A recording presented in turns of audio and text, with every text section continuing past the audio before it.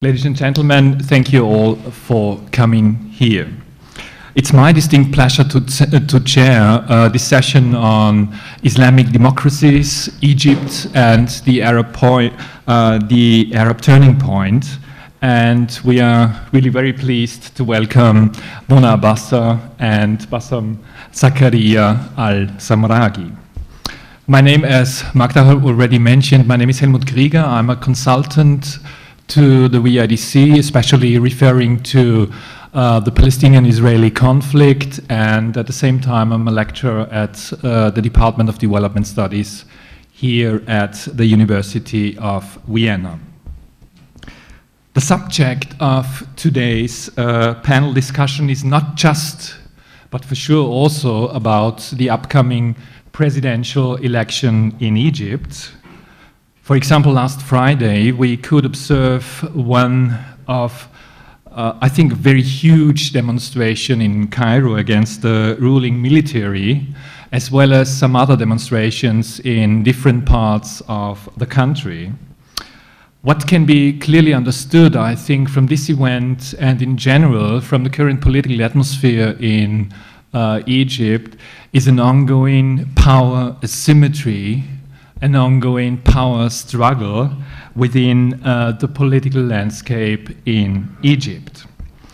Analyzing those power asymmetries, as well as societal developments over the last years or so, I think can provide us with a deeper knowledge of what is really going on in one of the core countries of the Arab Islamic world. Therefore, we'd like to structure our discussion around core questions. These are the follows. Firstly, how can we understand the overwhelming victory of the Islamic/Islamist movement in Egypt at the parliamentary elections a few months ago? Secondly, what are their programs?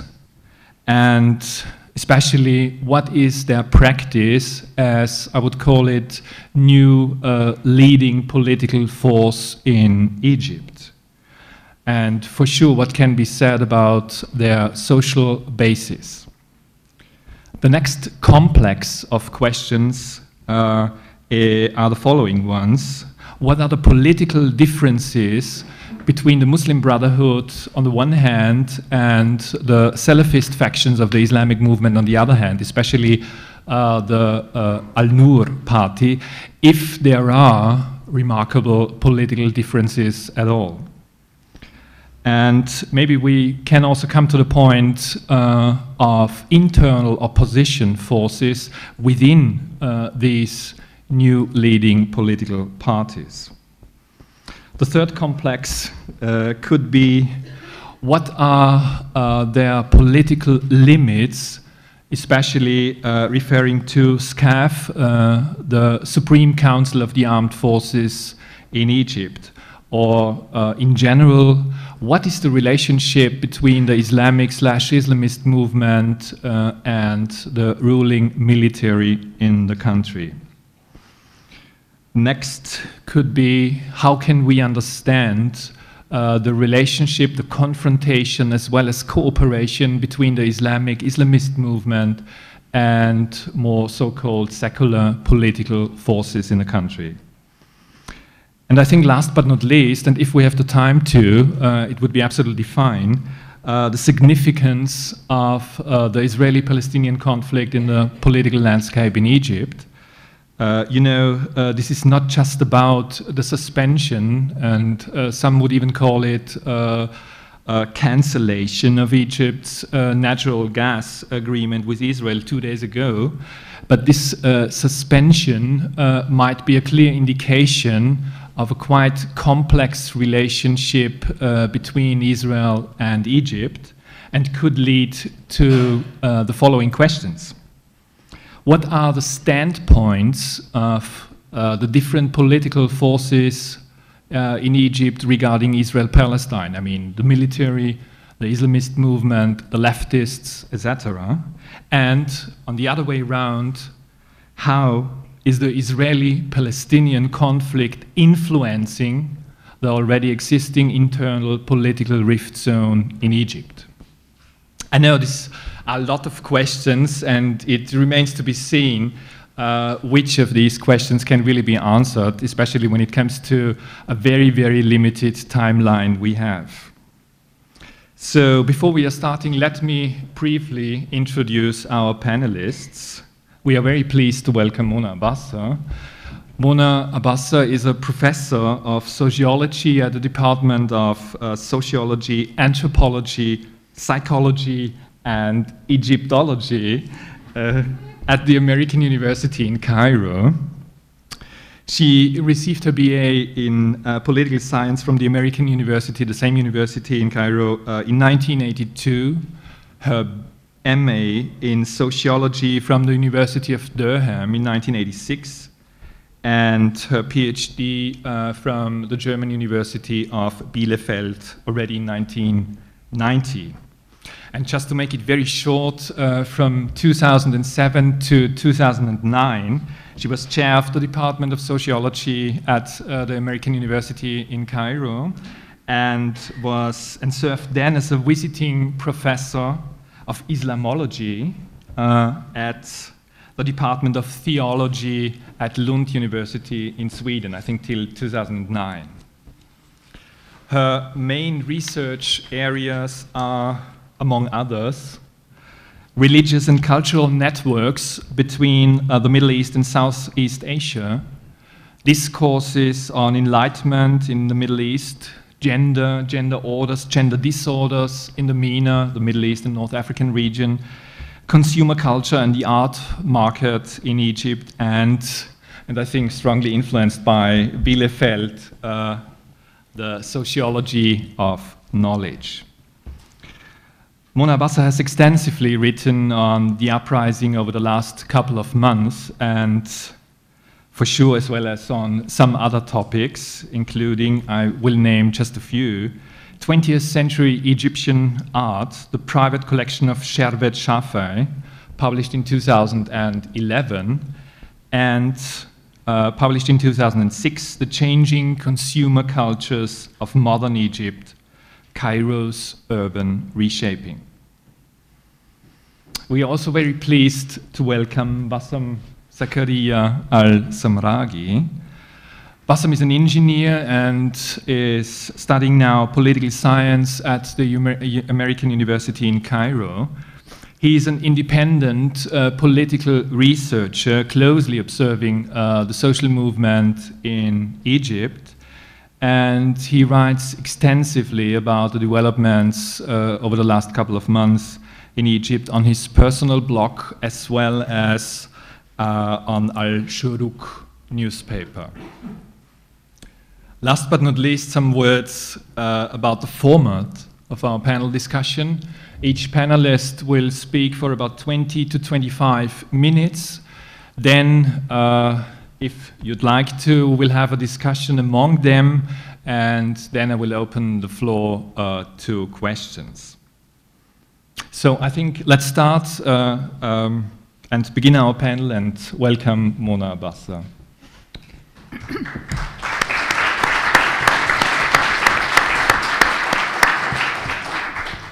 So, hello everybody. First I'd like to thank Magda and Helmut for this very wonderful invitation, and also for the great opportunity to meet also Bassem, and we spent this morning really having wonderful dialogue with the journalists we met, and it was very, I think, very enriching for me personally. First, let me just, I want to make a statement that I am not a political expert, and I'm not sure I will be able to answer all the questions that you raised, because I think for me this is very difficult, I think. I mean, we are trying to sort out our reality, and sometimes I'm not sure that we understand really what's happening in our surrounding, and I think this is what makes me say that it's still a revolution. Basically because of its volatility, of its if you want to, you don't know what's going to happen the next day, for its also the emotional disruption it produces, for its our also perceptions that today we know something, tomorrow, next day we realize that we didn't understand anything, for the great sorrow it produced, and for also the great joy it produces. So this is, and I think that with Bassem we had this discussion extensively, how emotionally this is also, I think for a sociologist, the sociology of emotions is a fascinating domain for us now to try and understand. So, but just let me say, I'm going to kind of convey an image, and you might take it or not. This is a perspective, a point of view. But I'm just going to try and raise a few, if you want to, issues that are turning around now in the scene, among, if you want to, intellectuals, revolutionaries, housewives, people who participated in this revolution, people who are even sitting observers, but just the mood that is now in Egypt. And I think the main discussion is exactly the point of the hijacked revolution, that this revolution has been hijacked. And the word hijacked also is very interesting because it's been used not only by the revolutionaries, it's been appropriated now by SCAF itself, saying that, they are hijacking our revolution, SCAF saying our revolution, which is a very interesting thing. But also, it's for many people the feeling is, and lots of jokes, as you know, Egyptians are great in joking, is the feeling of plus ça change, plus c'est la même chose. The more there is change, the more is the same thing. Yes and no, because there are things changing, but it's that we cut the head of the snake, but the body is continuing and living and kicking very, in a very lively way. And of course, the joke is Hosni left, Hosni Mubarak, and Hussein came. So Hosni Hussein is all the same, but it's exactly how this hijacking is taking place that has been the source of our long discussion and interpretation, because we still have problems also understanding how this hijacking is taking place, will be taking place, what is going to happen in the next few years. One thing is very clear. We have been having a very, very hard year, very violent, series of massacres going on, an escalation of violence, crescendo of violence, a direct attack on the bodies and public visibility of brutality that is taking place. We've been having, according to one of the important revolutionaries, Nawara Nigm, the toll of victims is around 3,000 people died, around 1,500 or 400 people lost eyes, according to Ala al-Aswani, writer Ala al-Aswani, which you might not like, but at least, if we, and again, we can debate about numbers, but it's a question mark about the missing, and the missing is a different story, which we can talk about it later. But at least it's has been a very cruel year. Around 12 people in jail, 12,000 people waiting under military court. Bloggers have been taken, put in jail. Some of them were got out because of the campaigns, like Ala Abdel Fattah was a very interesting and good example how then international media also can play a role in that. And the problem of trials that look, for us, seeing Mubarak on television behind the bars was a cathartic moment, but it looks like a theater, and a theater that seems to be continuing. The officer who has been convicted, who has been put on trial for virginity tests in March, who undertook several virginity tests in March, has been now released. So it seems that the whole issue of trials is, it looks like a theater. And then we had, if you want to, an escalation, a polarization happening between, if you want to, two universes, two worlds. The world of the universe of the revolution, those in the streets, and then the world of, if you want to, those believing in transition. I'm using these two words that have been, and I'm quoting here an interesting young researcher, Hisham Salem, who has written this very, very interesting article in the blog Jadaliya, which I advise anybody here to follow it, because it's very interesting. And he says that ever since, actually, the referendum on the Constitution, which really started with the yes or no, yes, whether should be amended just a few clauses or the whole Constitution should be changed. And ever since then, we have a strong polarization, and this is really the start of the, if you want to, the start of the happy marriage or the unwritten deal between the Islamists in general and SCAF on the division, if you want to, of the cake power. And if you listen to what secular intellectuals then have been saying, that already then it starts with strong polarization on the level. If you vote no, the campaign was orchestrated very strongly by the Islamists by apostatizing, or if you want to, taxing those who would be voting no of disbelief, and then it continued, the polarization continued then November onwards, when the square was vibrant, and it looked like those who were pushing for the elections, for parliament and elections, were pushing as if they were pushing against the square. And then then in November escalated violence, and then we had the killings that happened in the street of Mohammed Mahmoud.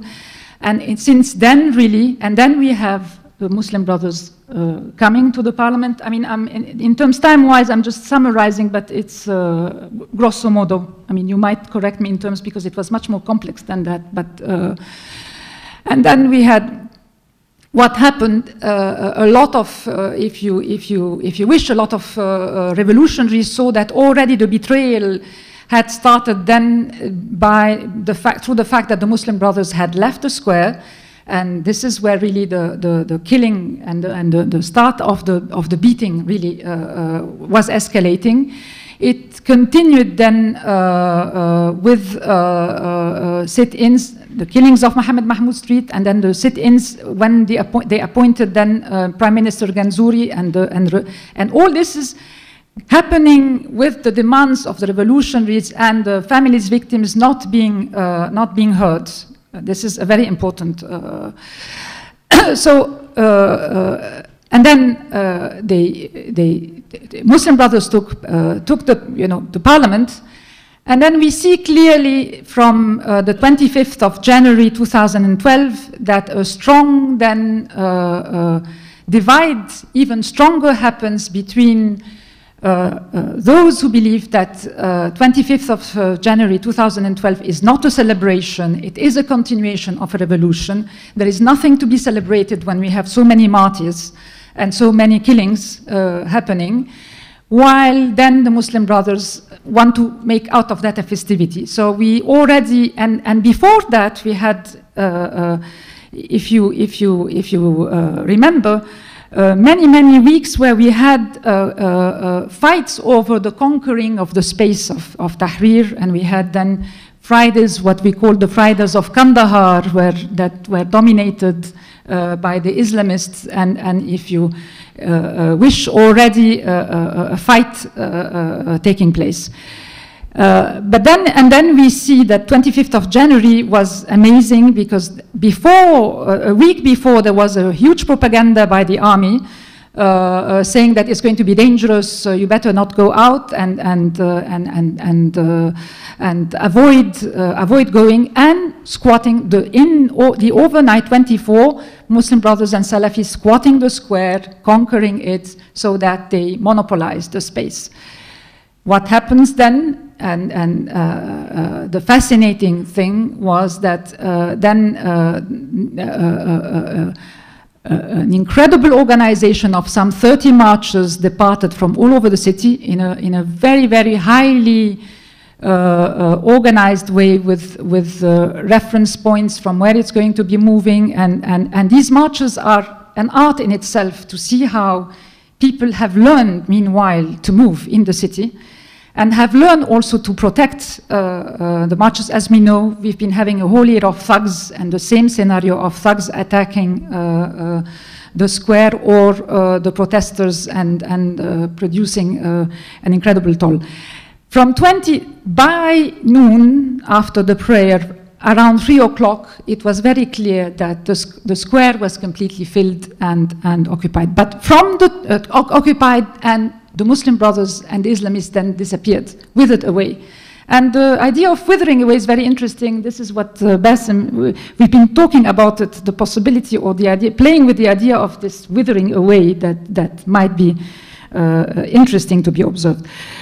But from 25th until until the 30th of January, clashes and confrontations happening, the Muslim Brothers using very similar tactics like the old party of Mubarak, turning against the revolutionaries, and for the first time where we see confrontations happening clearly between the revolutionaries and the Muslim Brothers, and the slogans that were sang in the square were Badia, Badia, Badia is the leader, one of the leaders, one of the guides of the Muslim Brothers. Badia, Badia, you sold, Bia, Bia, Saura, Badia, Badia, Badia, you sold the revolution.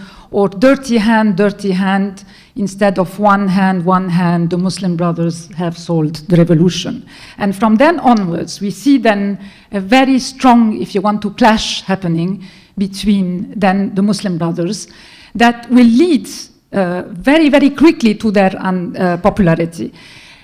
The clashes also continued on the fact that they kept on changing their minds about occupying their seats. At the beginning, they said only 30% of the parliament, and then it continued. Same thing about presidency and so on. This constant changing of not only mind, it's their tactics that reveal a certain form of opportunism. The height of violence really happened in December, when after the occupation in front of the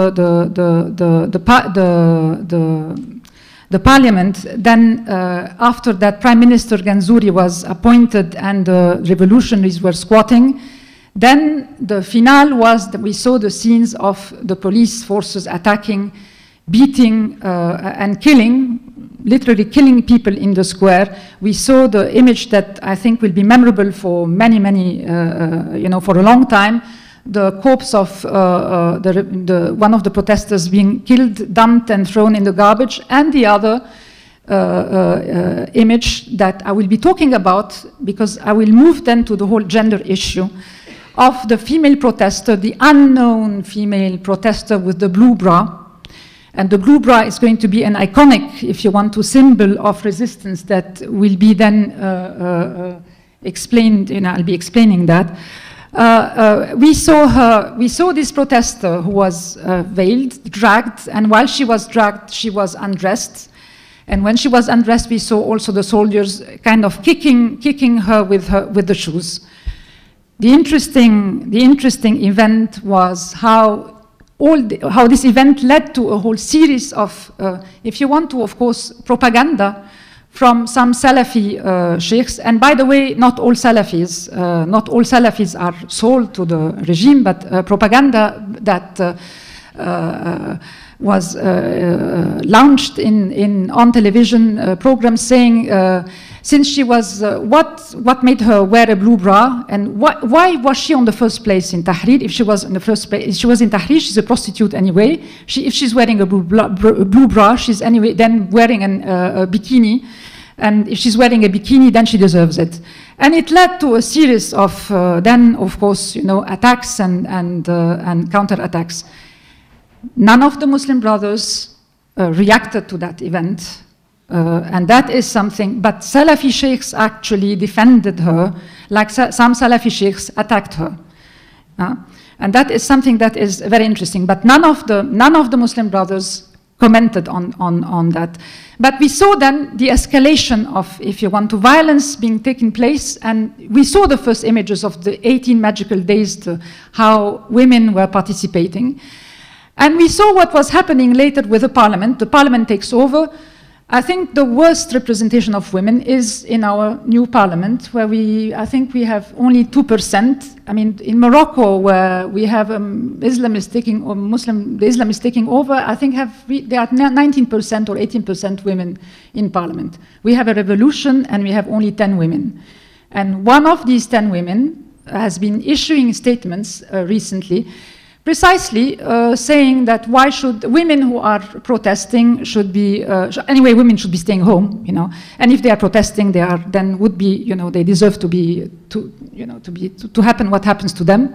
And then a whole diatribe then on, if you want to, attacking on the little, and I would say the little, you know, fights which feminist women have been struggling for years, to gain for divorce, the whole law, gain, or to, you know, to file a case of divorce, and issuing statements like, you know, female circumcision is a form of beautification of the body. If women want to do it, then they have the freedom to do it. Or women who are light, sexual harassment, and the clause of sexual harassment becomes then a very important, if you want to debate, because it's a tactic used to terrorize women, female protesters, that escalated. It was already by the end of the revolution there, used by the thugs of the regime, but it continued. It continued in escalating in November, in December, and it becomes an issue. And when we have a member of parliament saying that it's it's the way women are dressed that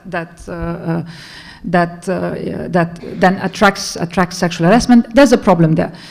But the point is then, and again, the issue of sexual harassment is not new, because it really started it's a long history that started already in 2005, when the female protesters were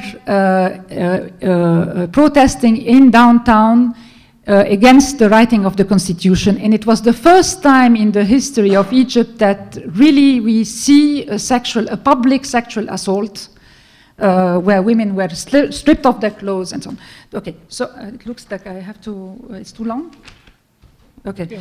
I have 10 minutes because I have then to explain the images which I want to show. But the point is that, and then that led afterwards to a series of gang raping in downtown, the years that followed. And therefore, my argument is that this is not new. It's not a new story, but it's a story that is continuing and that has been used, and it is going to become one of the forefront issues. The gender issue is going to become one of the main issues that are going to be debated in the future, with the future, if you want to also, and the discussions of. I just want to, so because we're running out of time, therefore I want to focus here on the event of the female protester, because again, this was a breaking point where we had also discussions about the role of the Muslim Brothers and the role of the Islamists vis-a-vis simple violation of human rights. Because in the discussion, it was not an issue of violation of human rights, it's an issue of loose women, right? And how this whole diversion of if you want to, of discussions on the level of blaming of women, that of course led to an incredible, this was the tip of the iceberg, of course, that led to a real explosion, and then successive demonstrations, and where thousands and thousands of women took up the streets saying that Egyptian women are red light, and again attacks on SCAF that this was unacceptable so what I want to say, and then the interesting thing is if you want to the reactions and then the forms of protest that took over, not only through demonstrating. What I want to here reveal is the visual, how then the visual is taking place. And it's taking place also how in an urban reshaping of the city, which I need to speak about that, because since the events of November and December of Mohammed Mahmoud, the center of downtown has been completely divided up. SCAF has built something like 8 walls, obstacles, really, so that people, it was one way of zoning, really, the revolution. by squeezing revolutionaries. And it's not a coincidence that it was the highest, if you want to, toll of disfiguring the revolutionaries that happened in that small street. And that the argument was that they were trying to defend the Ministry of Interior that was two streets further, and so that they prevent the revolutionaries from entering, which ended up by really creating a fortress, a citadel all around the city, the downtown area that is behind Tahrir, all around the American University and Sheikh Rehan. I'm describing that, but we need to. Should have brought a map. So, but this zoning was happening so that we, in a way, squeezed the revolutionaries, put them in a space so that you create really two spaces, two zones, a zone of normal everyday life and a zone of war, really very similar to Beirut happening. And in this zoning, of course, this walling meant that you really create an impossible life for the people living there, so that time and again it becomes, part of the discourse about hating the revolution and the revolutionaries who are. And I think it's what I want to show is here. It's the forms of resistance, not only people in Tahrir, but the forms of resistance. Then how they picked on the story of the woman with the blue bra. And if you want to, reacted and made it again a symbol of resistance. So I'm starting now with a series of pictures. This is Mohamed Abla, a painter, who, after the event happened, painted that image and then walked around, showed it actually in Tahrir, but showed it also in another square in Abdin, as a form of resistance. And okay, it's the same here showing. But it's just that the blue bra then, this is one of the walls that was created in one of the parallel streets of Mohammed Mahmoud. And graffiti, as you know, is filling the streets of Cairo. And I think graffiti is one of the most fascinating forms of resistance. And you see here, you see the word la, no, and no is written in different ways, and one of it is no to extraterrestrial beings, no to the military, no to denuding, the people, and it's all long life for the revolution. So, and that blue bra then really becomes, you see it all over the place as in a way, as a way of saying, as an apology for what happened to women. And then, of course, after these protests that were really led and headed by women, we had very interesting then graffitis. This graffiti is saying, don't classify me as a woman. And you see an unveiled headscarf and a veiled woman. And this is iconic figure, actress Suad Hosni, who is saying, actress, she's a famous actress, saying the woman is like, the girl is like the boy, and there is nothing just for men, only for men. Okay.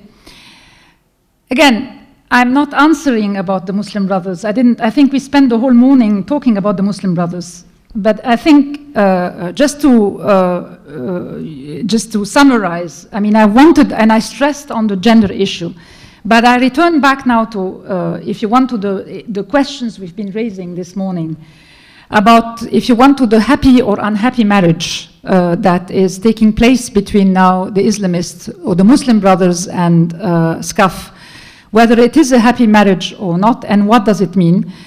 And the discussions, if you read the readings of political scientists who have been looking at exactly the issue of why the Constitution, the stress on the writing of the Constitution has been so, in a way, ultra-nationalist, on the level that the president has to be Egyptian, married to an Egyptian wife, having parents Egyptian, and the stress, a very, very strong stress on the Egyptianity that didn't exist before, even because two of our former presidents, Naguib and Sadat, had Sudanese mothers and had wives who were half English, half Egyptian. So, And that is a question that has been raised on the level that would this has been, and the people who have written the constitution, and I just have to stop, if you want to, the ideologues who wrote the constitutions were already very much influenced by Islamist thinking, is one way of seeing that this was the start of the militarization of, if you want to, power, so that it ends to be like the cake would be distributed between the Muslim Brothers, the civil, if you want to, society, whereas the military will be left, or the military power would be left aside. The problem, of course, which I didn't mention now, is definitely two issues. One is the budget, the fact that Egypt is the second recipient of the largest aid after Israel, and the problem of transparency is the forthcoming issue also about presidency and why some presidents or why some figures have been eliminated. That is essential. And why also the Muslim Brothers, who seem to be willing then to renegotiate or negotiate the non-transparency now, is it that they are changing their minds? Now, but the question is, again, as models, because the discussions are, is it this a Pakistani paradigm that we're trying to emulate, or is it, Turkey comes in discussions, but I'm not sure that this is really going to. But basically, the next discussion, if you want to, model that is brought up is Latin America. But the fact that we are 30 years behind, and that precisely we now have to think two issues is the negotiation of then perhaps in the future the issue of amnesties or not, but also the fact that the transparency of the budget is part and parcel of the international geopolitical situation that is in the end completely, if you want to, completely dependent on, one, the role of the United States, but also the fact that, as historian Khalid Fahmy has been saying, the main issue is that the Egyptian army has been, for long years, Mubarak and the army, the best ally for peace and for not waging. I mean, if they got all this large aid is for not waging a war against Israel. Not that I am for war, by the way, but it's just to try and understand the situation. Okay, I stop here. Thank you. Thank you very much, Mona Abaza.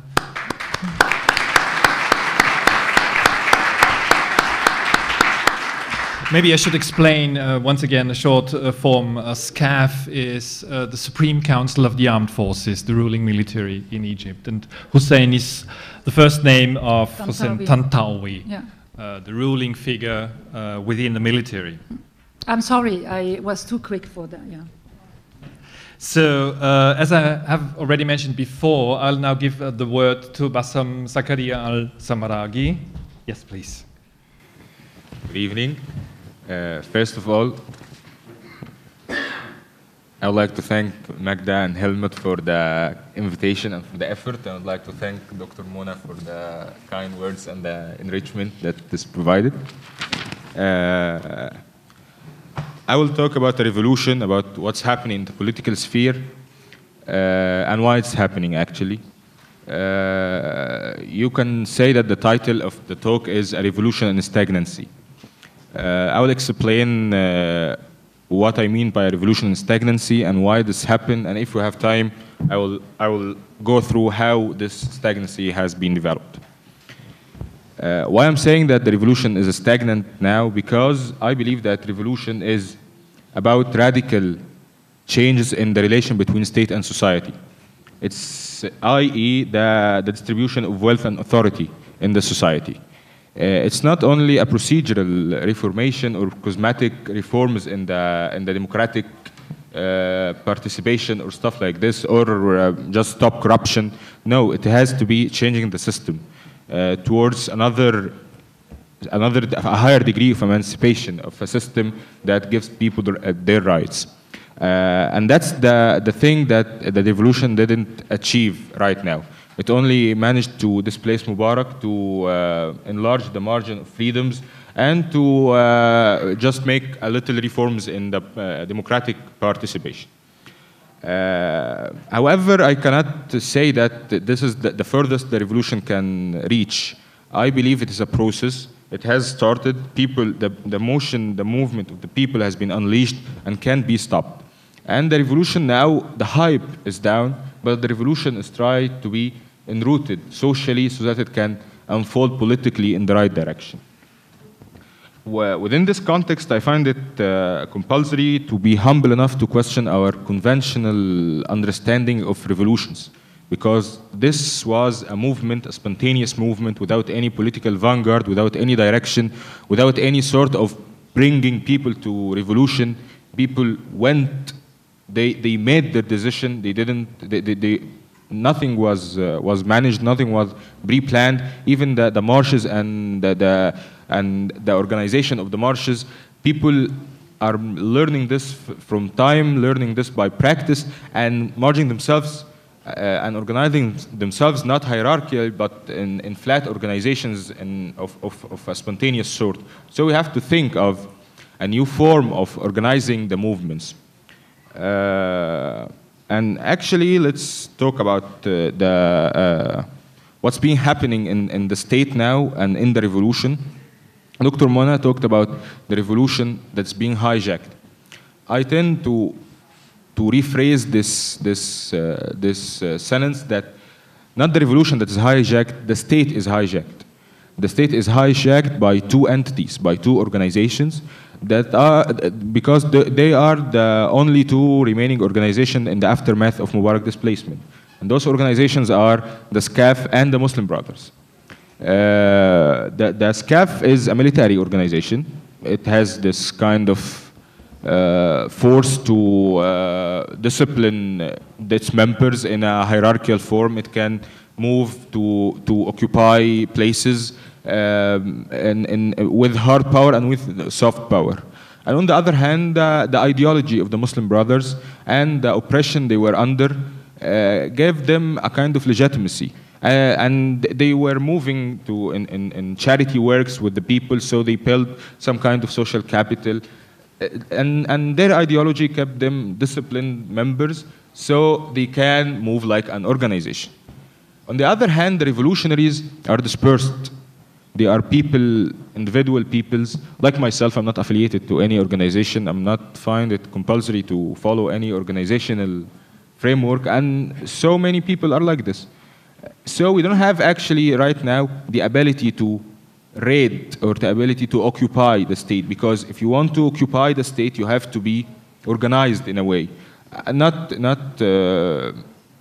military organization, but I mean to be in control of the discourse, to be in control of directing people, of giving the people the right information at least. And what's happening actually, it's not a form of ideology. The thing that it's not because Muslim Brothers are Islamists or any something of this sort, but because the Muslim Brothers and the SCAF are, because they are organizations, they are like elephants, so they move fast, they move slowly.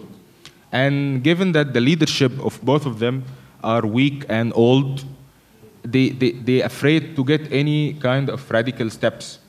And both of them have contradictions. I cannot say that the Muslim Brothers are reactionary or from counter-revolution or from past regime. They were oppressed by the Mubarak regimes. On the other hand, the military was the privileged of the Mubarak regime. So they may have different heritages, but actually the nature of their organizations make them take mild, make them practice in a way like they have like kind of this marriage, but I don't think it is a marriage of any sort of happy or bad marriage. It is because of the nature of the organizations. They get along in some situations and they get away in some other situations. And the problem is that they don't, anybody of them do not, they are not revolutionaries.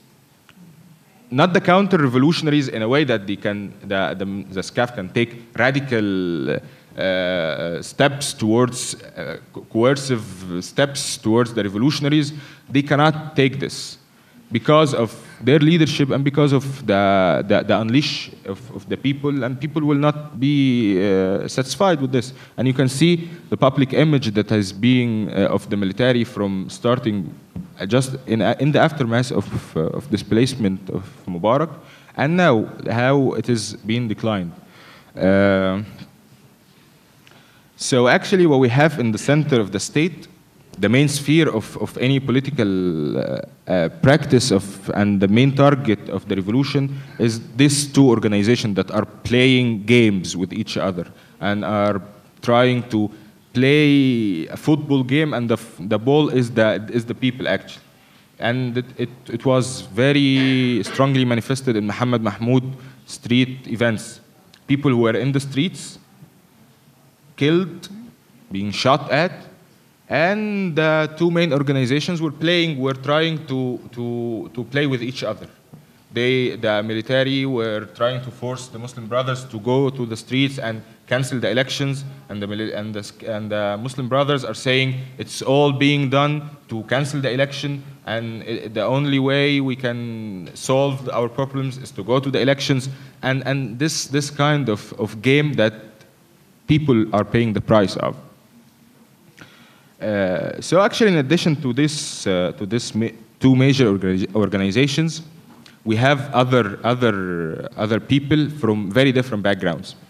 We have another Islamists who are not Muslim Brothers, who are not Salafis, who are maybe some of them are former Muslim Brothers, are former Salafis, or are even Salafis still right now, who are not happy with the organizational behavior of the Muslim Brothers and of the Noor party of the whole parliament. And they are trying to make some kind of movements. They are trying to speak their voices out loud that we are Islamists, but we are not reactionary or some of some sort. But they are not heard also because they don't have this organization. And on this level, there are also some leftists, some liberal people who are also sharing this kind of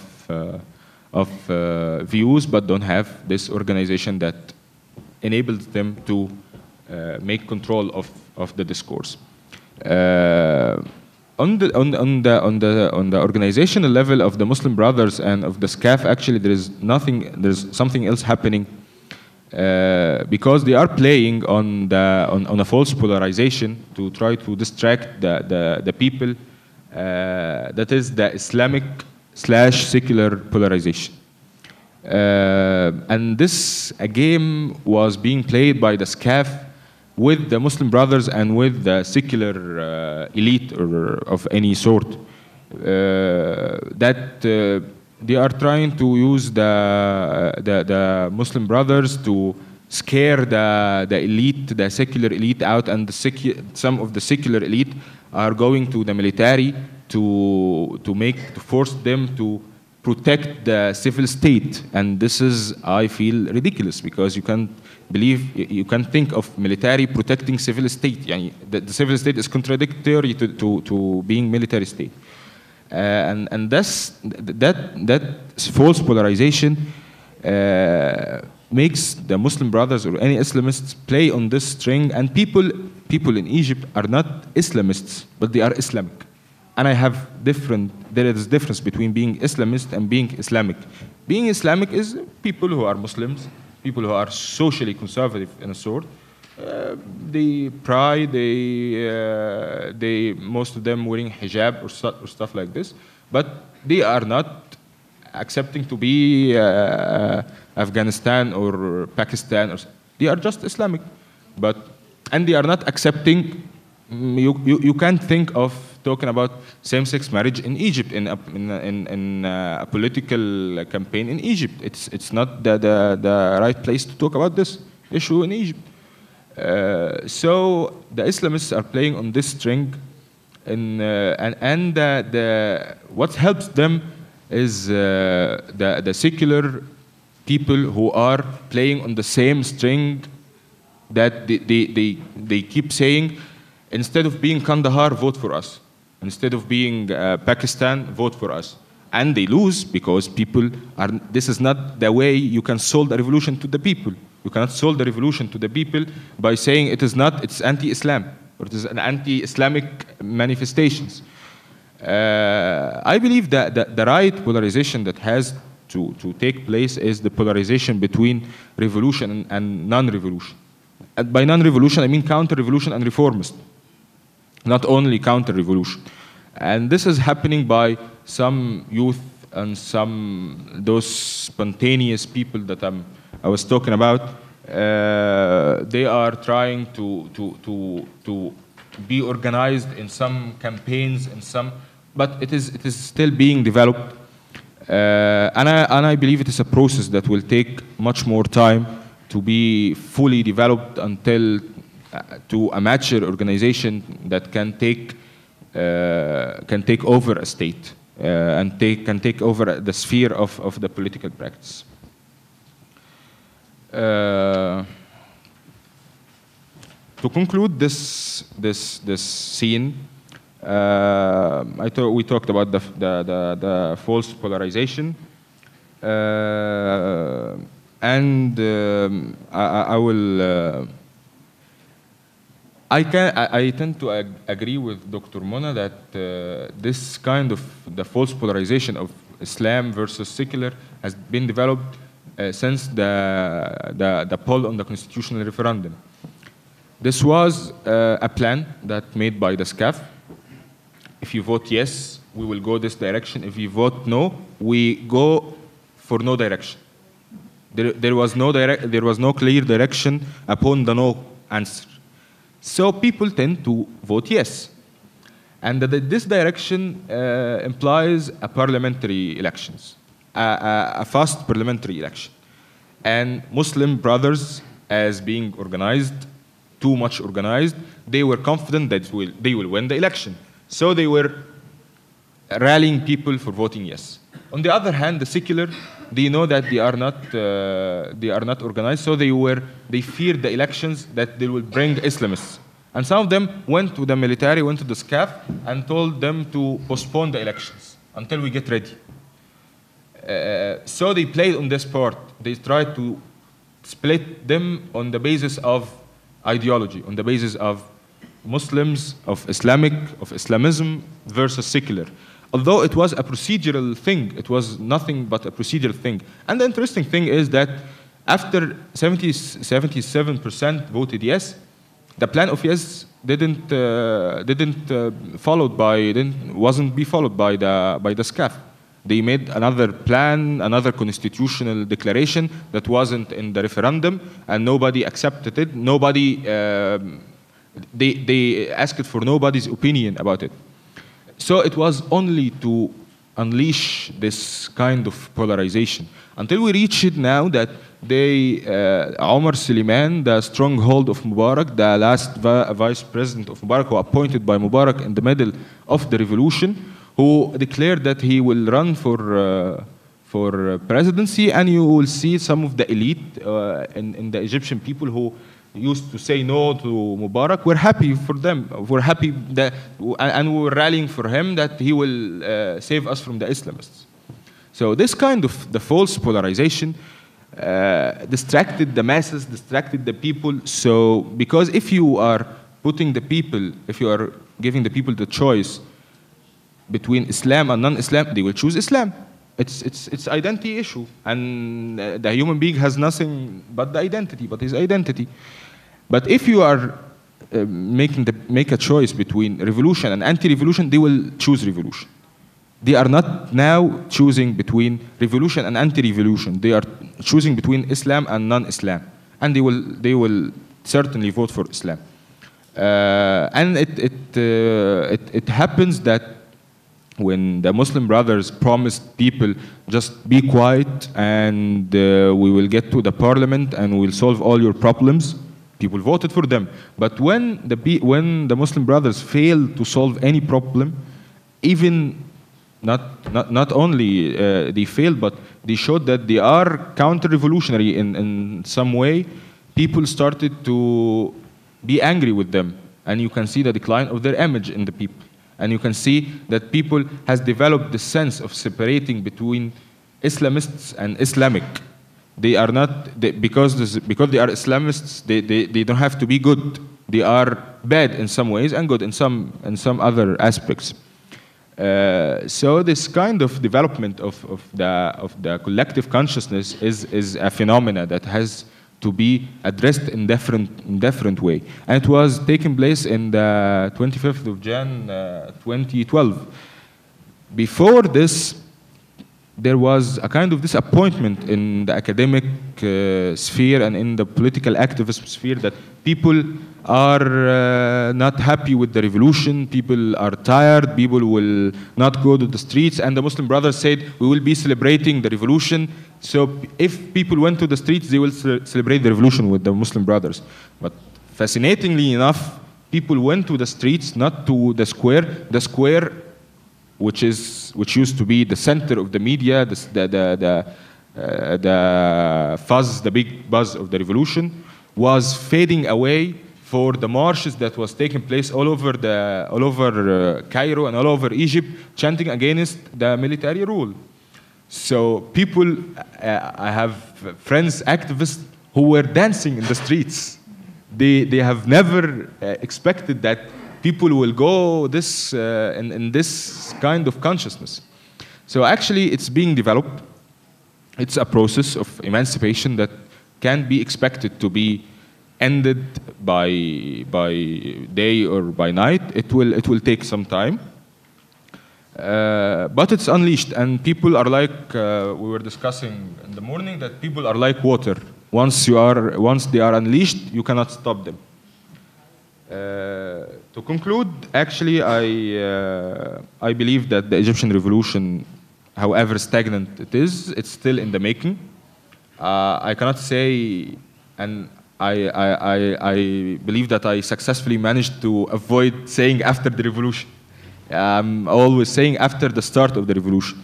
And the revolution is not, because the revolution is not only the Tahrir Square jokes and singing and stuff. They are all good stuff, but they are not the essence of the revolution. The essence of the revolution is the struggle and the development of the consciousness of the masses, who are poor people, who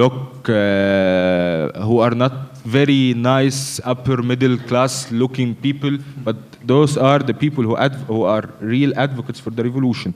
So they are now taken over the public sphere. People, the graffiti thing, it's not only a downtown thing. I live in a popular district. It's called Al-Matariya. It has a lot of slums and stuff. We have graffiti. The sense of this graffiti is people are taking over the place, are taking over the public sphere.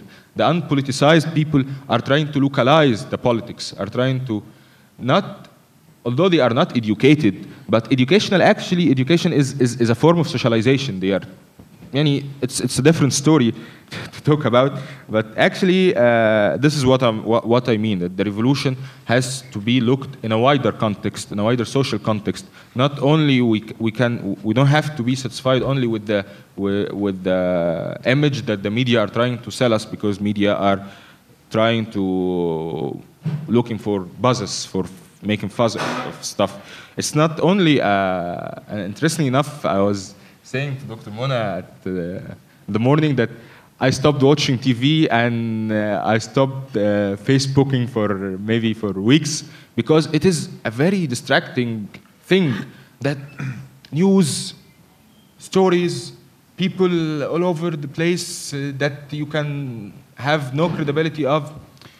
And this all the games that are being played to distract the people from the essence of the struggle, the essence of. And I do not believe also that we are witnessing a democratic transition or a transitional to democracy or stuff like this.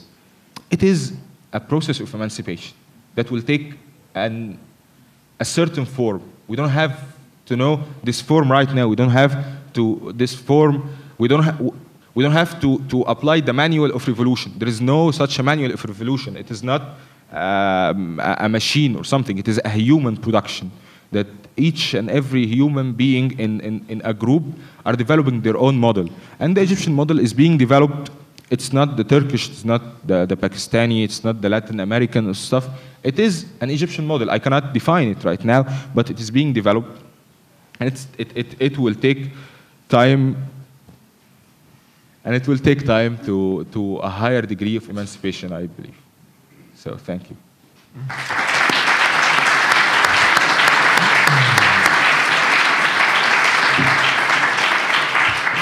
So thank you very much, Bassem. I think, Mona, you'd like to comment on his speech. Okay. Just a few words, and then I think we should open for questions. I mean, we discussed the whole morning, so I think we already know. I mean, quite busy morning. Yeah. But the point is, I think we fully agree on the loss of the popularity of the Muslim Brothers, and I think this is, and I think we are both glad that they came to power. That we watch this, in a way, clowns of parliament. You know, this puppet parliament has been formed, you know, has served to nothing. And in a way, it's good that it's there, that they lost. But the issue is still, and this is where I'm maybe disagreeing with you.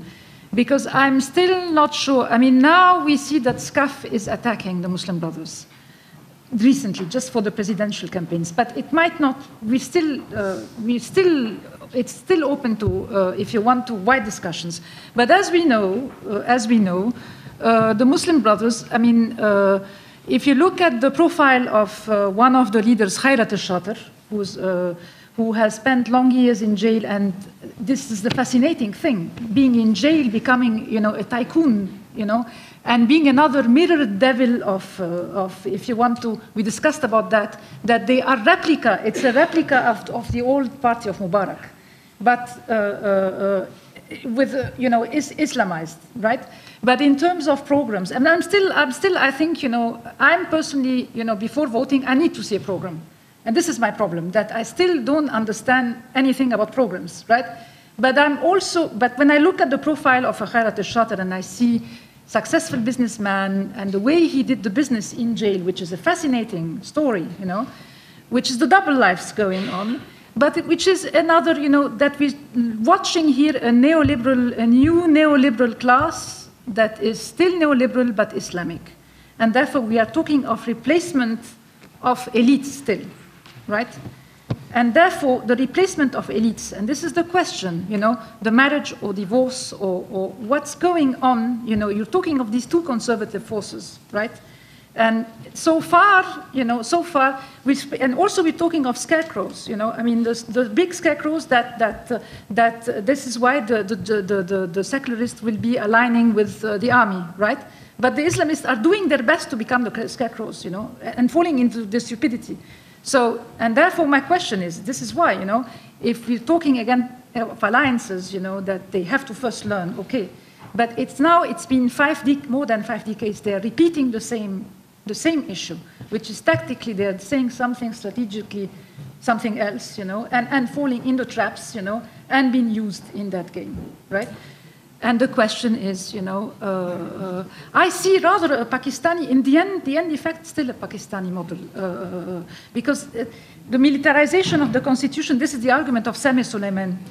You're taking with him Samir Suleiman. And I think that there is a point there that is in the making that fits very well. And that's why the candidacy of the Salafist Hazem Abu Ismail becomes another show about the mother, the American mother, which is a fascinating story, right?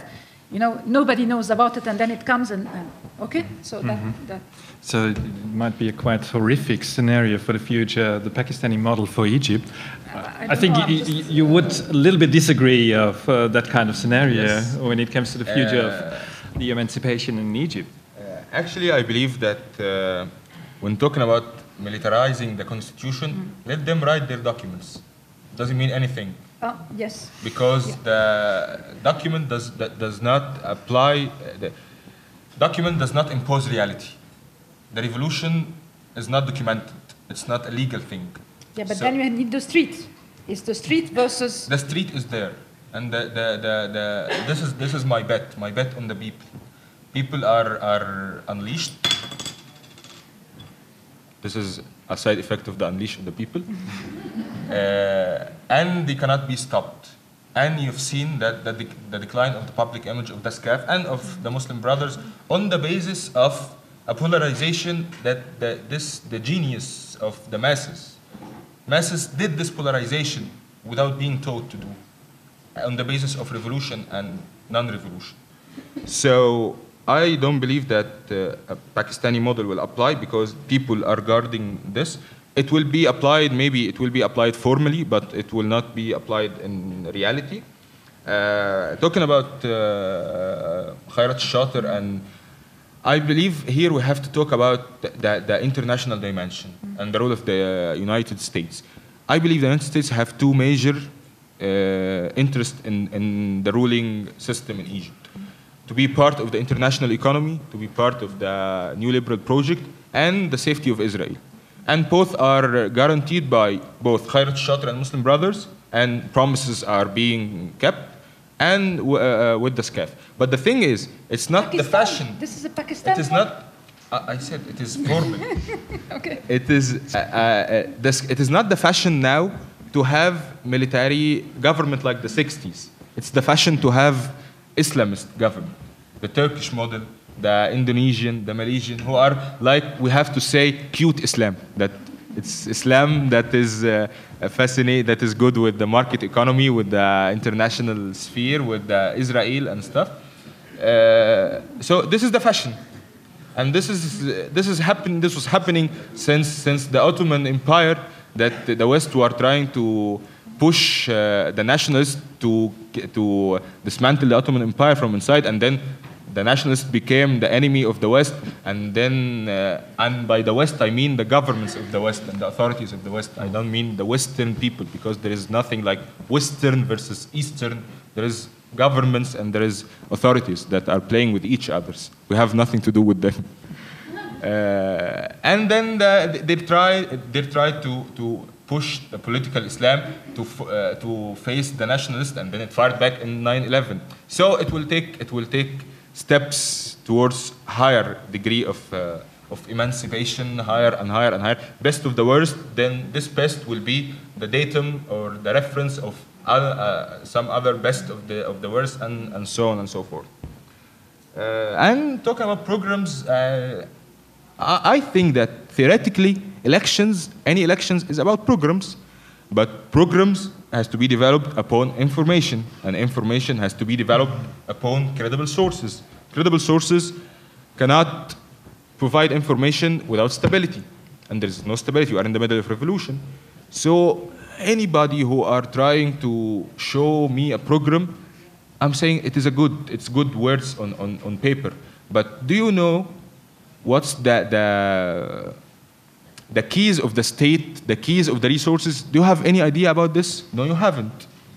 So this is not kind of a practical program. It's good words, but it can't be applied until the revolution take the place. The revolution as an idea. It's not, the past regime is not only people, it is ideas. The agenda of the revolution, the only program that I accept for a president candidate who speak about him as a revolutionary or something, that he will make cleansing of the state from the past regime ideas, not the past regime people, from the past regime reference, from the past regime framework, or the legal framework of the past regime. And this is talking about programs. Getting to the first question, the cancellation of the gas treaty. Actually, it was a recent thing, and I don't want to rush to comment about recent issue that is not being developed in information.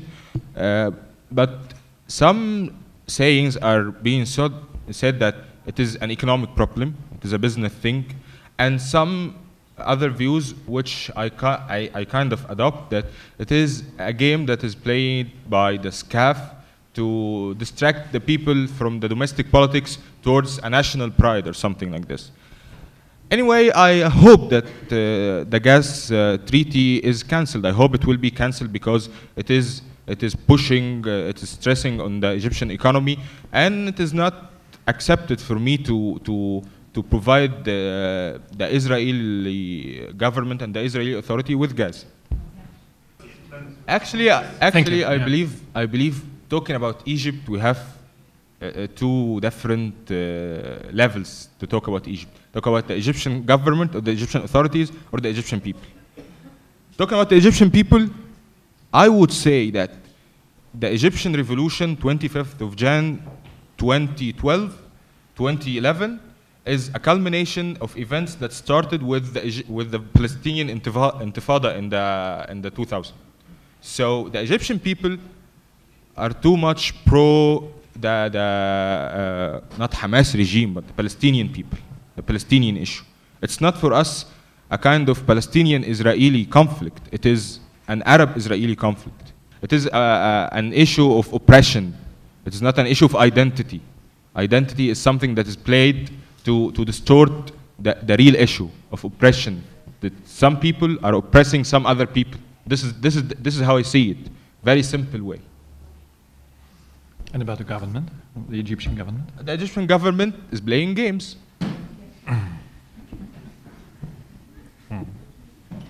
And to know the games, you have to know the information. And we don't have much knowledge of information, actually.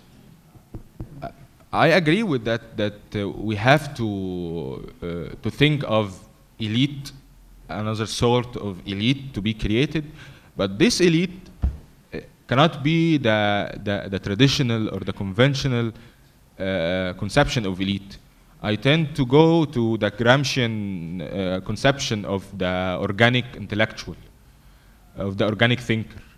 The people, the thinkers or the elite who are being developed organically from down to up. Not people who are imposed from upside, or not people who are starting from ideology, but people from who are starting from socio-economic approaches. People who are enrooted in their communities, people who are enrooted in their districts, and develop political views upon this kind of engagement, not having a political ideology and trying to impose it to the people. And what we have now, Islamists, SCAF, even secular elite, most of the secular elites and most of the Islamists, and the SCAF, they are all the same in this kind. I cannot see difference. But the only difference is that the Muslim brothers are organized and they can force their agenda. But if those seculars who sit with the military are more organized, they will have forced their agenda.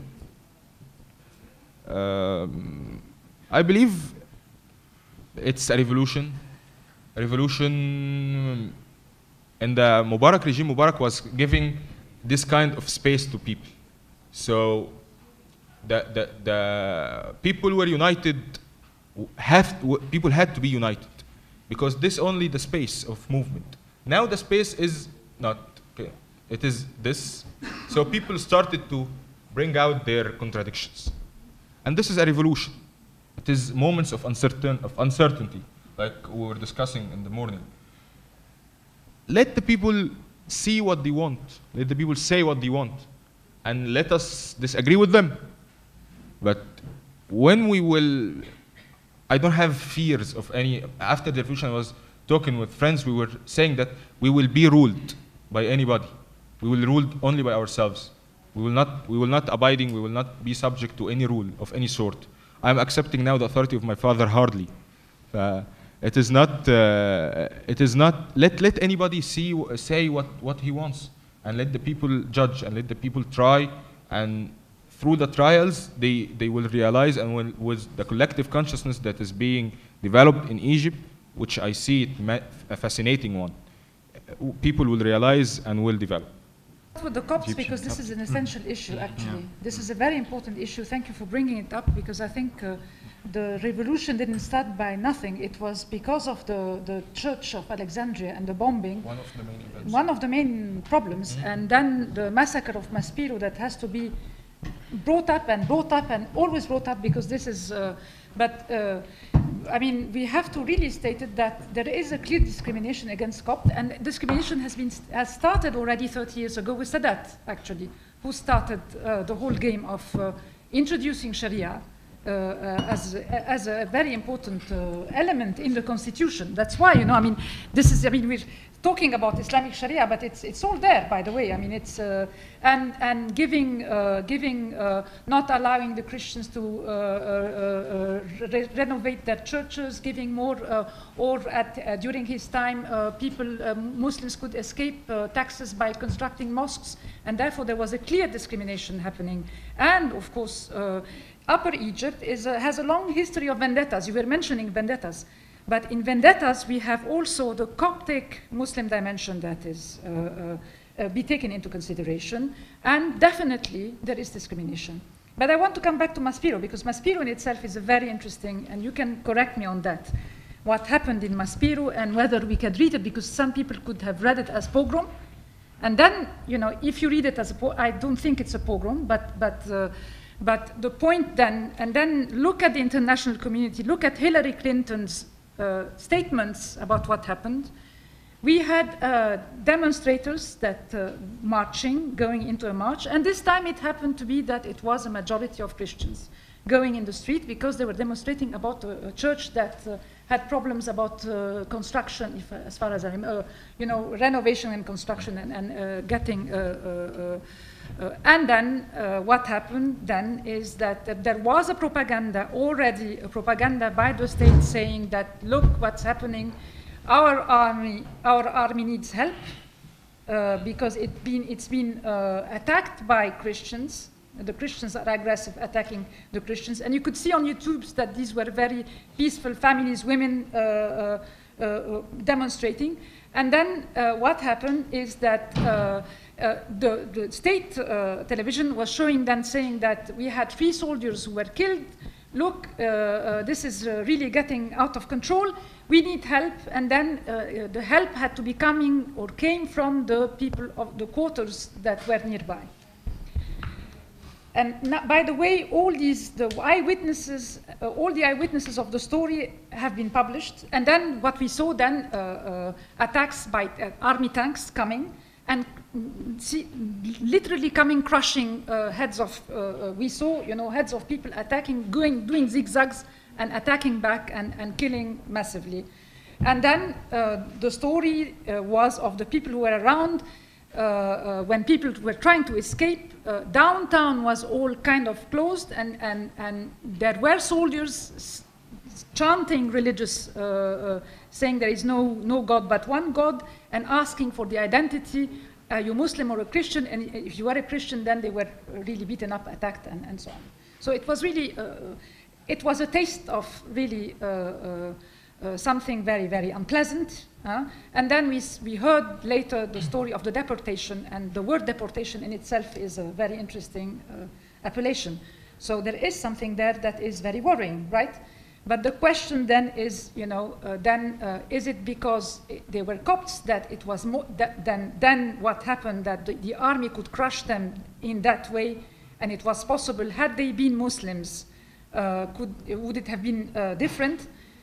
It's a question mark, but what's interesting is for me, is the state propaganda, how they mobilize people to say that it's the Copts who are aggressive and attacking, and instigated a whole, if you want to, sentiment of very anti-Copt in the street. And the people, and there was a very strong anti-Copt feeling in the street. We have to acknowledge that, you know, it's not, and the point is, then Hillary Clinton coming on Jazeera and saying, they were interviewing her after what happened. And then the army saying, no, it's not, some people stole the clothes, you know, it was not the army, and then the question, how can you steal a tank? And Hillary Clinton being asked, you know, so what are you going to do with that, you know, the role of the army? And she stated, no, I mean, these are, you know, the people we know, it's been more than 3 decades we've been handling and dealing, they are our allies, right? And this was very interesting for the Coptic community, because it really was a sign that what comes first is really interests more than anything else, you know. And she didn't say anything about, no comments about what happened in terms of It was a massacre, and we saw it on television, and we have and eyewitnesses, and nobody moving about that, right? Definitely there are fears, very strong fears, and the fears are of course increasing, and I mean I know a lot of friends of mine who are really packing and leaving. We have to be serious about that. It's not a joke.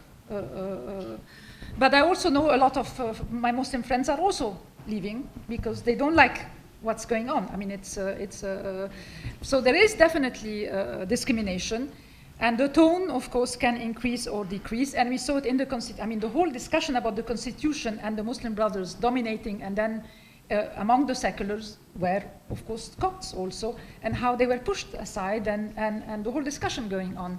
And definitely there are worries about that.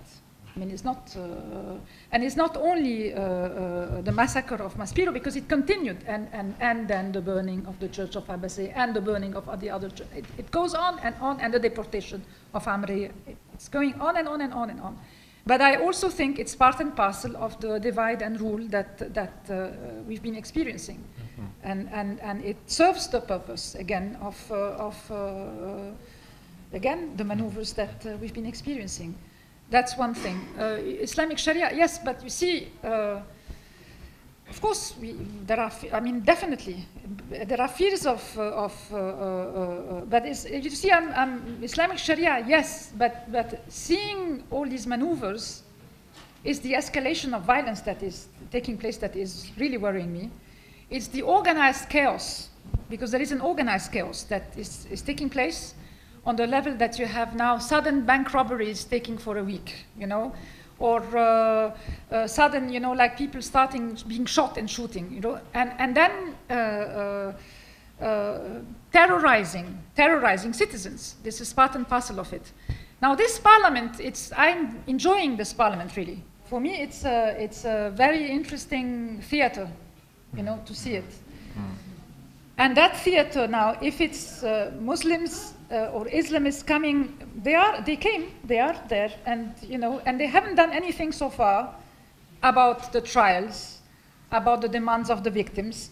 We know that if Hazem Salah Abu Ismail comes to power, he said he wants to forbid belly dancing, which is fine, good, but it's not going to feed the 40% under poverty line, you know, or women not to work when we have 40% or more than 30% of the working force is single women, right? That's how are you going to solve that? How are you going to solve that?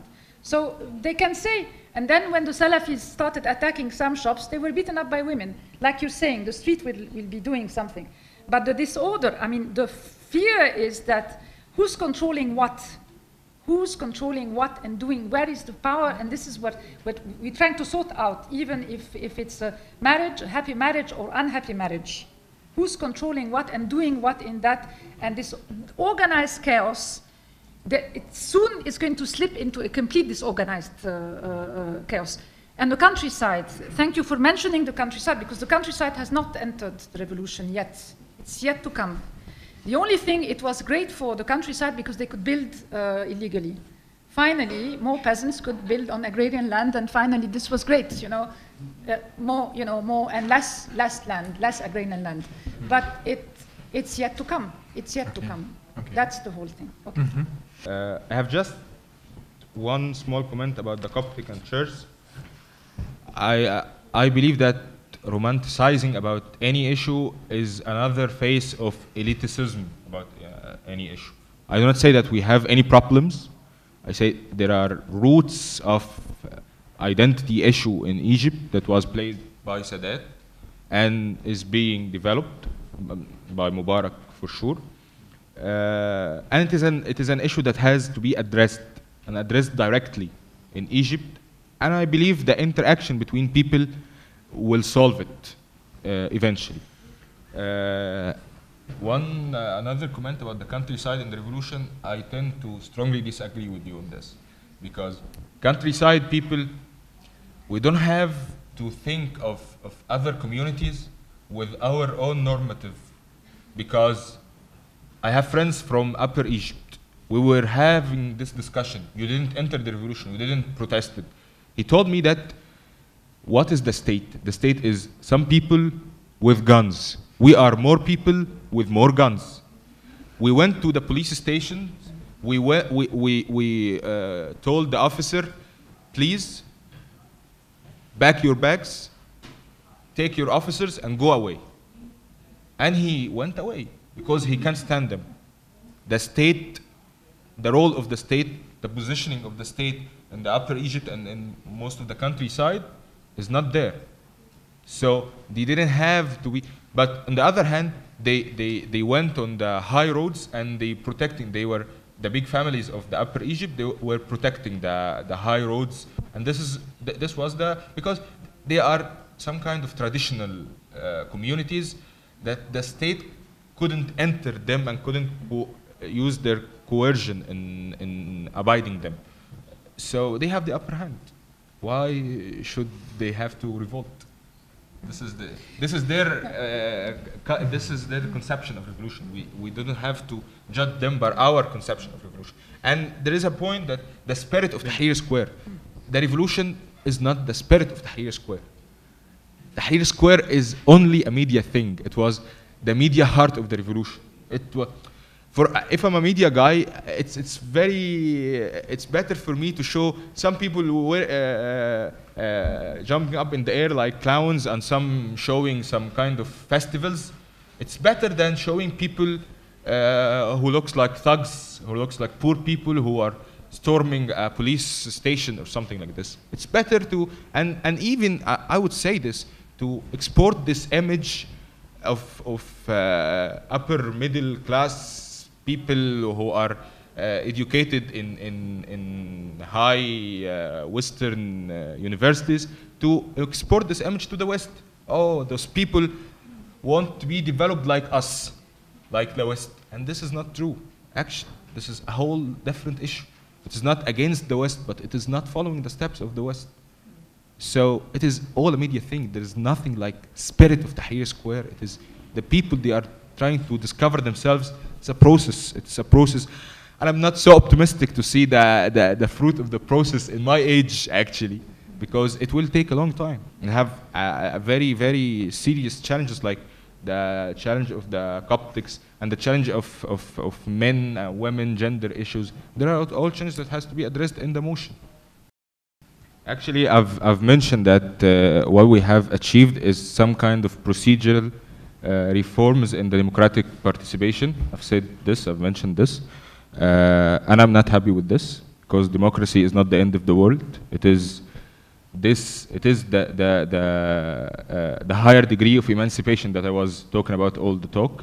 It's only a higher degree, higher than tyranny, but it is another form of soft tyranny in a way.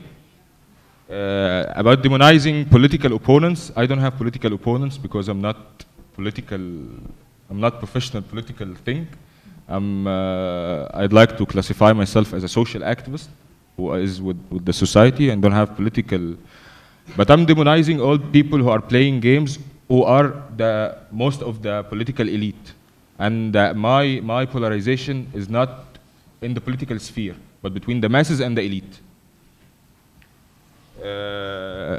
People of the parliament are freely elected, but if it's okay. But if we are talking about election, about political participation, about political contest, or all of this kind of cliches, we have to talk about a political environment. Mm-hmm. A political environment that is being developed and well sustained, well defined. This political environment, this political playground, is the political sphere, and it is not defined until now. So we cannot say that it was freely or something. It is people. It was free, that people were free putting the poll, but this is not democracy, and this is not freedom. What is it? Democracy and freedom starts way before going to the poll, going to the box. It starts when who the people can reach the masses and convince the masses with their opinions, with their ideas. People with power, people with money, with media. If I want to run for elections, I don't have money, I don't have media. How can I get people vote for me?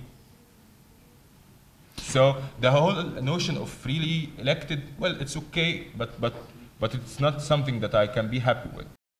You mentioned that we didn't talk about the people of Egypt. I believe I talked about the people of Egypt too much.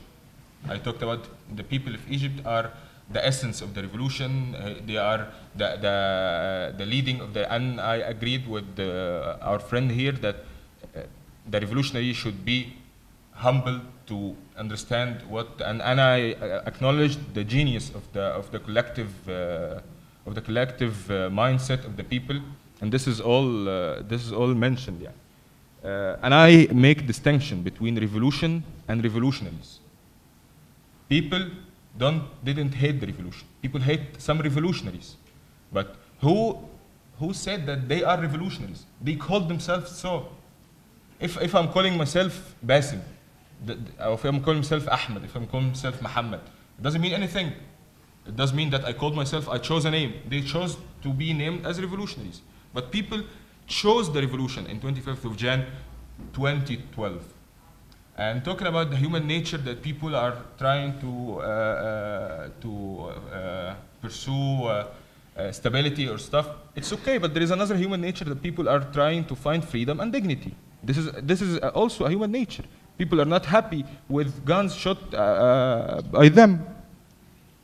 And the distinction between Islamism and Islamic, it is academically acknowledged distinction that has been worked through some scholars.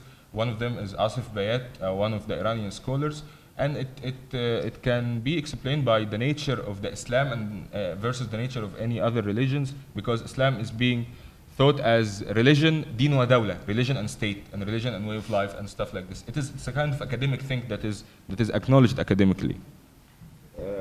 And presidential elections, I'm not accepting the discourse. I'm not accepting any I'm not accepting the legal discourse. Actually, I'm not accepting somebody who is out, so he disappeared. No, he didn't disappear. He has a lot of supporters, a lot of playground that is being swept away to another one, and it has to be realized if we want to analyze a situation. Those are the points that you make and my comments, and thank you for commenting. So you didn't want to comment on Muslim Brotherhood and, okay, maybe I should. I just want to comment on, actually I'm continuing that point about the political environment, which I think is a very important point. But related to that, I mean, I think my impression with all that is it looks like we have things looking like all the time. It looks like we have a parliament. It looks like we are going to have presidential elections. But I mean, if you use in your political campaign the strategy of apostatizing or taxing your enemy of disbelief, and if you use it as a campaign in Europe, I think you can end up in jail. Right? And we knew very well that the Muslim Brothers would be winning, and they used tactics which I think, like funding. Foreign funding is another story. I mean, we've been having all the time attacks that 6th of April got money from right and left, but it turns out to be that actually the Salafis got plenty of money, like the Muslim Brothers, and so on. Now the question is, you know, to what extent is it fraud to distribute oil and food and for political campaigning? I mean, it's a question mark. And when Amr Hamzawi mentions that as an issue, you know, in politics is essential. But I'm really concerned about the whole lack, of course, of acknowledging the other. That is very, very, I think, serious. But it's used in the tactics. I mean, it's used then in the politics of in the future of eliminating the enemy.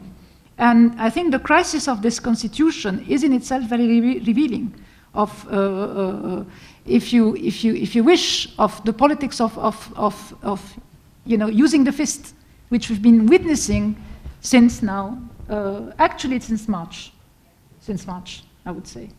So, you know, I have my problems then. Where is democracy in all that? Where is democracy? My concern is more than that. My concern really is the brutality. The brutality. that is going hand in hand with, I mean, we're talking of formal,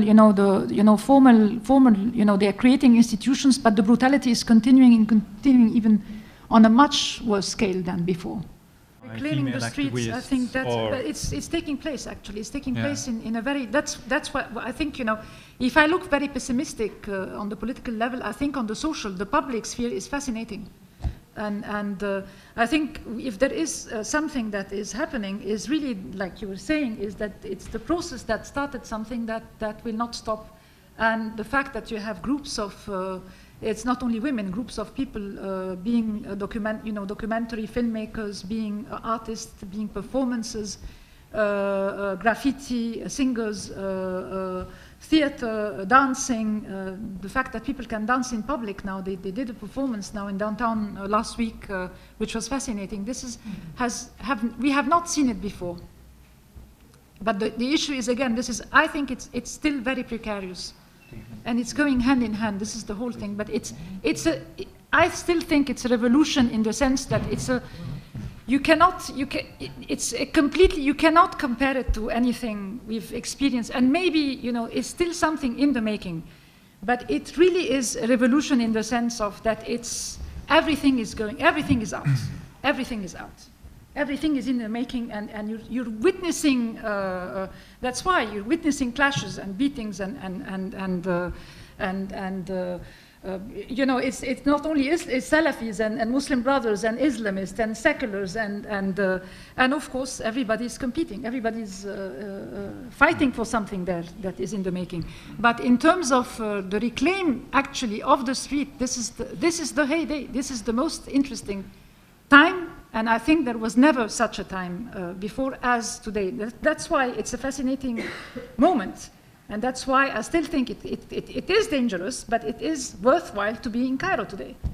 I personally, not a minute, but it's moments sometimes of great fear and great angst also, because you're witnessing everything at the same time.